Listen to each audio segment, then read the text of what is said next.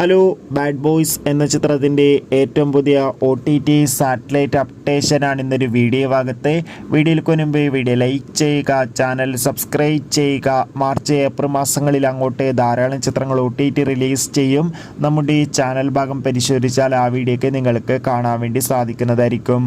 റഹ്മാൻ, ബാബു ആൻ്റണി, വിനീത് ധ്യാൻ ശ്രീനിവാസ് എന്നൊക്കെ പ്രധാന കഥാപാത്രങ്ങളായ ചിത്രമായിരുന്നു ബാഡ് ബോയ്സ്. ചിത്രത്തിന് ഒരു ആവറേജ് അഭിപ്രായം സ്വന്തമാക്കാൻ വേണ്ടി സാധിച്ചിട്ടുണ്ടായിരുന്നു.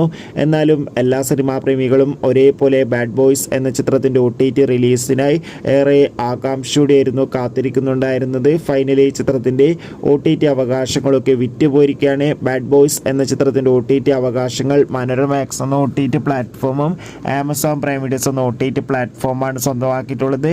ചിത്രത്തിൻ്റെ സാറ്റലൈറ്റ് അവകാശങ്ങൾ ഏഷ്യാനെറ്റും സ്വന്തമാക്കിയിട്ടുണ്ട്. ചിത്രം ഉടൻ തന്നെ OTTയിലും ഏഷ്യാനെറ്റിലൂടെയും സംപ്രേഷണം ചെയ്യുമെന്ന് കൺഫേം ആക്കി.